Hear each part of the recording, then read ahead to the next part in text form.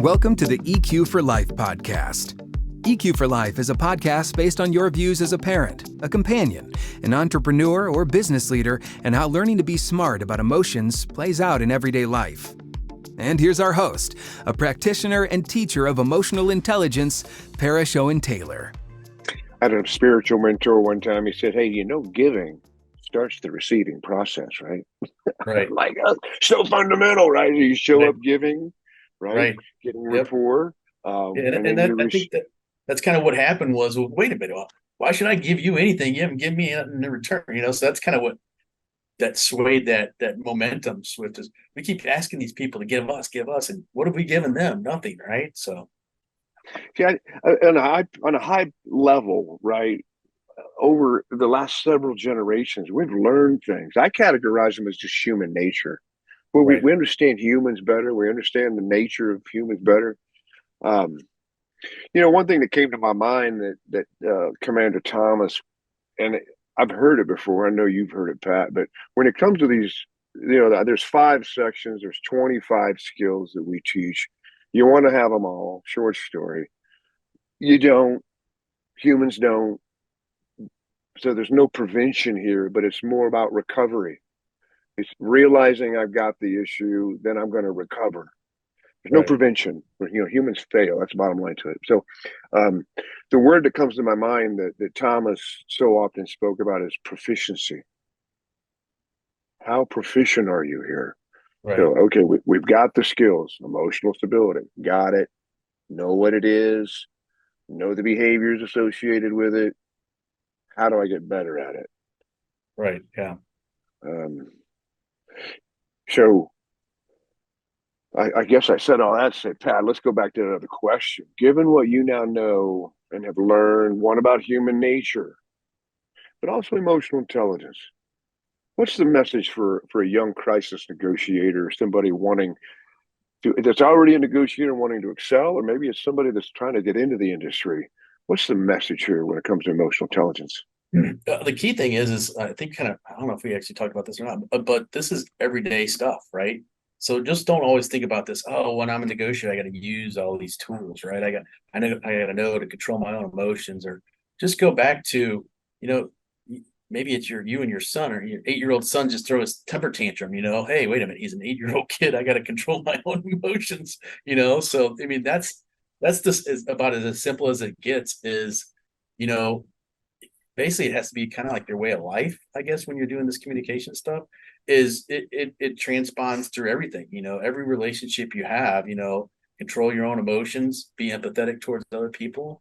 That's just kind of the building blocks of, if you do this stuff every day, then it just becomes natural, right? So then you're not really trying. That's just who you are, right? So when I do get on that phone and it is a crisis negotiation, hey, that's who I am. I'm not putting up a front. I'm not just using my active listening skills. I'm really, an emotional person. I show empathy. I'm trying to understand where you're coming from. And, you're just going from there, kind of a thing. Perfect. Yeah. Again, I see it through the mindset of how do you teach somebody. So the word here that you're talking about is conditioning. Right. Yep. And with that note, it's before the event, during the event, after the event. We're practicing these, I could say EQ skills or whatever, but it's, we're practicing because it's like you said, one, they're transferable. Right. It's not just an 8 to 5 or career conversation here. I get to take them with me. Excellent illustration, family. You mentioned it earlier, because I get the question all the time. It's like, okay, I'm scoring high on this. I get it. Where did I get this? I didn't have the class. And you mentioned it. That's what we see. Surviving life in a healthy way. Right. Yep. So taking an adversity, whether it was from career, a family incident, maybe it was a personal trauma with a friend, but processing it in a way that makes, we would say, it's a healthy way where it doesn't hinder you. That's all emotional intelligence, man. Right. Yep. Absolutely. What is your take, just kind of high level? When I got the call in 2014, 2015, I started studying the industry, and I don't know if it's still the same, but I heard something called officer survival skills. Right. That was the name they gave it. And I'm thinking, Yeah. okay, man, that's the academy. That's when the weapons are pulled, the chaos is going off. And somebody's like, no, that's going home and having the rest of your day. Right. Yeah. Is that still the case? Is officer survival skills still referred to as the rest of the day? Yeah. I mean, it goes both ways, but I think so. Let's say 15 years ago, it wasn't. It was surviving the streets, right? Surviving the encounters, all the violence. But now we've learned probably within maybe 8 years ago, we started really, hey, it's more about the emotional survival too, right? Surviving stuff that happened that day, but now you got to go back to the family, and not bringing that in and figuring out. So, I just had this horrible day at work. Maybe, this guy had killed himself and I was on the phone with them, or, whatever may have happened. How do I deal with that, but not have it affect, the home life, right? So that's the kind of stuff that we obviously we didn't do a very good job, you know, in the 80s, 90s, I mean, look at all the police officers that have killed themselves or resorted to alcoholism, drugs, whatever it may be, to get out of that funk, but, just because we didn't talk about it, it was that, hey, Right. pull your bootstraps up, go to the next call. Right. So now I think we've kind of learned, just because of the stuff that's happened, that we can't keep doing this. Right. No wonder we're finding a hard time recruiting people, keep them in the job. I think that's a lot of stuff is, the horror stories that people have heard, why would I want to get in that profession? And, they don't even take care of their own, kind of thing. Right. So I think that's the new norm is, what, now we really have to start realizing we have to start taking care of our own. And it goes back to, hey, it's just not on the job. It's the home life. How do you get back into society after dealing with the worst, day to day, kind of a thing, And it's, that's where, yeah, you're saying a lot right there. Again, we're smarter now. So aside from all this craziness we've been seeing the last couple of years, I don't even want to talk about it, but the industry in itself and how well are we preparing young people to wear a weapon to go to work? Right. Yep. And we're getting better at it, right? We're getting better at it. I hope to the point where we truly make an impact on those statistics. And again, I think it's the emotional intelligence component. In the most elementary, in the most elementary, when I think about that introspection skill, my ability to think about what I'm thinking about. Right. But so many stories, you've had some yourself. I'm thinking of Vern. Vern's an Alexandria Police Department cop, 4-year Marine, Purple Heart, seen the worst of the worst. But yet he's walking into my office that day talking about a motorcycle fatality from 4 days ago. And the old boy dies in his arms. And he looks at me and he says, man, I think I should have prayed with him. I can't get it out of my head. That's I think, whether you're a first responder pulling up on a horrific accident, or you're in law enforcement and you're dealing with the vile nature of humanity, how to deal with it once it's in there. Right. Is I think the big business of it without having to medicate. Right. Yep. Right. So, we're talking about two things here. One, today in the age of how we're preparing, but if you have had that experience, if you do have PTSD, I've got a lot of dear friends of mine, colleagues, that is like, they don't want the drugs. And I said, well, look, man, we could, through EQ and a few little secret models, I guess, chatter, 6 cylinders. When you find yourself white knuckling the steering wheel, man, we can get you to breathe and reset. Right. And recover a little quicker, to the point where someday maybe you don't hijack on that song that played all that time and on your tours after all. Right. This is good stuff, man. So what's your message? Again, I'm thinking of the next generation, man, and they're out there. They do need to know that we're going to provide for them. We're going to give them every resource. What's the message to a younger person in the generations, 20s, 30s, maybe, that is looking at becoming a law enforcement officer in crisis negotiation? What's the message, man? I think it just, what we kind of went back to is, knowing knowing your own self-control, right? You got to be in control of your own emotions. That's the key. Every day in law enforcement, you see those horrible YouTube videos where that cop lost his control, right? He lost his own emotions, and then it goes viral, and then it reflects poorly on all of us, right? So, if you're that guy thinking about contemplating it, man, number one, know your own emotions, right? Know what's going to set you off and control those hot buttons, right? So if you know something's going to do it, you got to be able to control those hot buttons, and again, like I said before, the only thing we can control in it, almost anything in everyday life, is our own emotions. So at least if we're at least under control, maybe at the end we can get that other person under control, right? It's funny, and I don't know what it is, but we found out like when we're doing negotiations, you got the guy screaming and yelling. It's just like if we keep that nice, calm tone, it's almost like that person eventually they may still be mad at us, but eventually they're going to match our tone.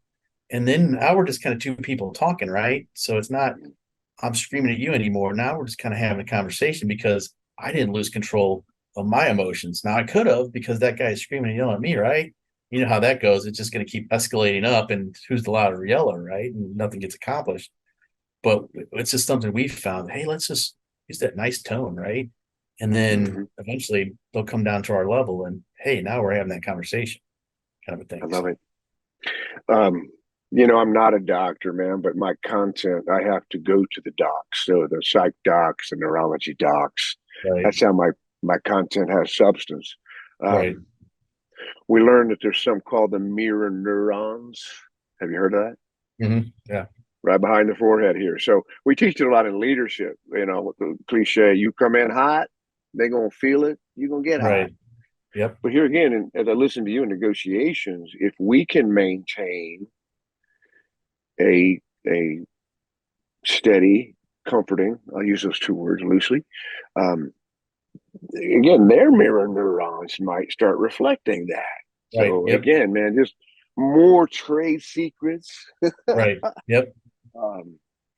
You talked about knowing your emotions. I have a couple of techniques that I've found successful in my own world, but when we go around dealing with where we deal with force, cops, or we deal a lot with other high hazards. Can I share one with you just for our podcast? Sure. Yeah. Now I'm going to borrow one thing you learn in this business is don't forget where you heard it. If you heard it, give the guy credit. Exactly. So, right. I'm going to give credit to Dr. John Maxwell on this one. Have you heard of that name? I don't think so. Huh? Okay. He, in the 90s, I think he came out of the spiritual world. He went into the secular space, but he's got a lot of stuff on leadership that in the 90s, man, it was just the right time and the right place. So I'm sure any leadership course we teach in law enforcement is going to have some remnants of Dr. John Maxwell. Mm-hmm. Well, he came up with this exercise called the MEF. MEF. And when he positioned it, Pat, he positioned it as a leadership. He's a leadership guy. He's like, look, man, you want to size somebody up. You want to get to know them quickly. MEF them. And it stands for most excite fear. Most excite fear. And it would go something like this from a leadership perspective. Now, I'm taking you on this short journey because you can self-check. You can MEF yourself. Right. Is where I'm taking you. But you can imagine the three, the M, the E, and the F. So the M, notice the consistency in all three questions. And again, so I get to the point, what we're learning is I can MEF myself. And I've found that every 3 or 4 hours, throughout the day, now, rather than waiting on the bang and catching your breath and trying to do all the things, we're going to the left of the bang. Right. Dr. Phil taught me that when a special ops guy, not the Phil, not the guy on TV, but out of Mississippi, I was at the last name. Then I think it was the Texas Tactical, and I met Dr. Phil over there, and he's always talking about the left of bang. Mm-hmm. We always get it on the right side of the bang, and so that's what we're talking about here. I can MEF myself throughout the day, and what I'm doing is again, the same question. So the first one is, in the last couple of hours, what thought popped up the most? Mm-hmm. and you journal. It's not a book. You're just going to journal it, man. It's, the butt chewing, the fatality, the wife, disrespecting me, the kid, not whatever it was, whatever's popping up the most, you journal it. The next one is the E. That's excite. During the last couple of hours, same question. You're self-talking, which we know is big business for high performers. Right. So I'm going to ask myself in the last couple of hours, what thought pops that creates excitement in me? And so, I got dinner tonight with the wife. We're going to do the movies this weekend, or I'm going to go ride the bike. You just make a note. And the last one, which is the biggie, is fear. Same question. In the last couple of hours, what thought? You can see what we're doing. We're training what we hope to be a healthy habit of taking inventory. Right. Now, what's crazy about this, Pat, is that's all mental.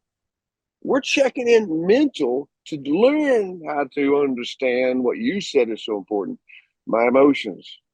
You will struggle trying to be emotionally intelligent without getting in here first. Right. Yeah, absolutely. So again, the idea was, you and I are the same age. You may remember the old bigger, faster, stronger movement in the 80s when Lou Ferrigno, the original Hulk, on Thursday, right? Well, now, back then we say you take the body into the weight room, 6 to 8 weeks, you can get some muscle mass. Today, we can get the brain in the weight room, and in 6 to 8 seconds, we can get you to just calm down and get back on track. But to your point, which is what this last little clip was about, you got to practice this throughout the day. Right. So that when you do find yourself in the moment, you're already, you're mustered up. Right. Absolutely. Yeah. Appreciate you sharing that. Did I answer? That was that last agenda on the. Right. Yep. Yep. Absolutely. What do you do to, let's maybe kind of slowly come to a wrap. What do you do, Pat? Or maybe what do you teach?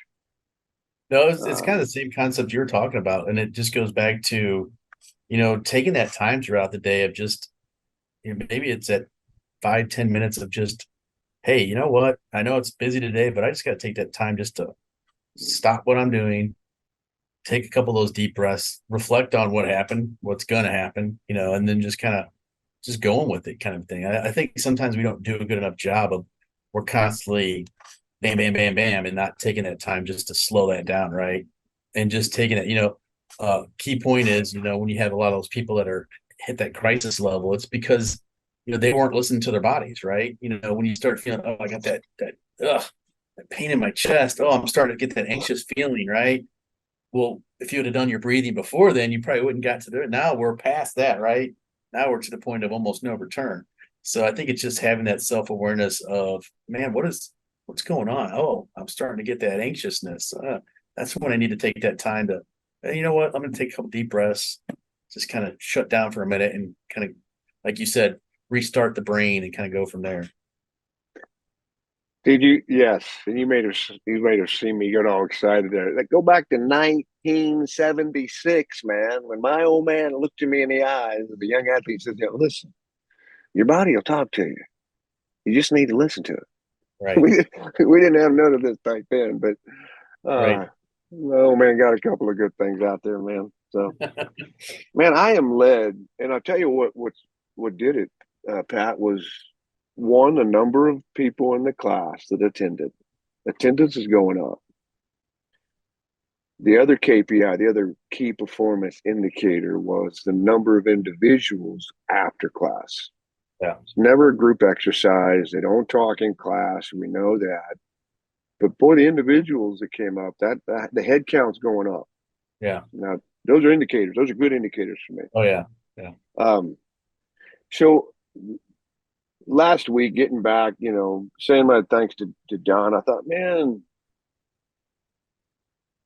even with IACP, the International Association of Chiefs of Police, now funding it, if your agency or your chief wants to get this class, it's not a matter of money anymore. We got the money, right?